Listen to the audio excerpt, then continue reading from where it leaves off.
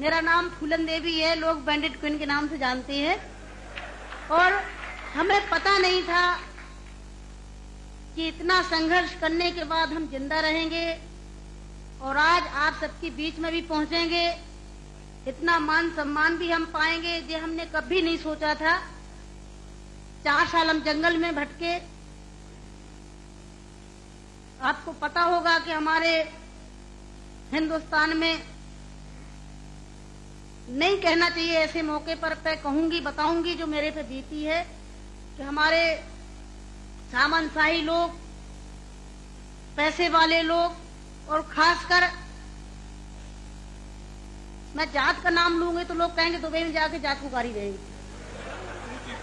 ऐसे ऊंची जाति के लोग जो जात पात को मानते हैं, हम जैसे गरीबों को, दलितों को, दबे कुचलों को, अल्पसंख्यकों को एकदम ये सोचते हैं जी कीड़े मकोड़े हैं, जी इंसान नहीं है। तो उन लोगों को मैंने बताया कि मैं इंसान हूं, अगर हमें तुम मारोगे तो हम भी चुप नहीं बैठेंगे, हम भी जवाब देंगे। और इसलिए मैंने कई दफे सोचा कि मैं आत्महत्या कर लूं, मर जाऊं, पर मैंने सोचा कि मरती तो हजारों लड़कियां रोज हैं। बताओ, हमें डाकू के नाम से जानते हैं लोग, डाकू, फूलन देवी डाकू। बताओ, मेरी 4 हाथ पैर हैं। कहते चम्मिल घाटी की है, चम्मिल घाटी की। चम्मिल घाटी मेरी माँ बाप है। अरे मैं माँ बाप से पैदा हुई हूँ, मेरा कसूर यही है कि मैं झोपड़ी में पैदा हुई, गरीब परिवार में पैदा हुई, दबी कुचली समाज में पैदा हुई, तो हमें जीने का अधिकार है नहीं। मेरे भाई और बहनों, मैंने कोई बुरा काम नहीं किया। मैं तो वहां भी मंच में बोलती हूँ, अब्बू भाई के साथ में तो कई सभाएं हुई हैं, बहुत बड़ी बड़ी सभाएं हुई हैं, कि मैंने कोई बुरा नहीं किया है।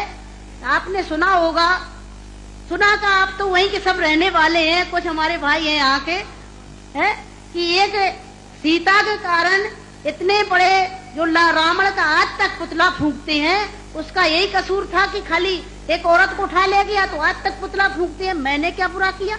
मेरे साथ भी ऐसे रावणों ने अत्याचार किया, मैंने उन रावणों को जवाब दिया। फूलन देवी वो डाकू है, डाकू है। अरे वो तो माननीय मुलायम सिंह जी की देन है, नहीं नाम लेना चाहिए, जो आज हम समाज के अंदर खड़े हैं। और नहीं तो इतनी बड़ी साजिश रची थी, हमने कोई बुरा काम नहीं किया। जिन्होंने हमें सताया, हमें समाज में रहने लायक नहीं रखा, तो गुस्सा में इंसान अच्छा काम नहीं करता, गुस्सा में गलत ही करता है।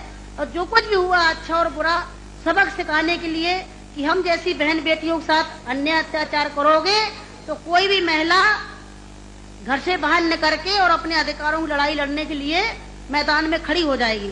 तो मेरे भाई और बहनों, हमें तो डाकू घोषित कर दिया। जब मैं चुनाव लड़ने जाती हूँ तो सब एक ही भाषण रहते हैं, किसी के और कोई भाषण नहीं रहते हैं। बताओ, मैं डाकू दिखाई देती हूँ? क्या होता डाकू है? तुमने हमें सताया, हमें लूटा पीटा। डाकू तो वो बेईमान जो हम जैसी महिलाओं को लूटते पीटते हैं। तो मेरे भाई और बहनों,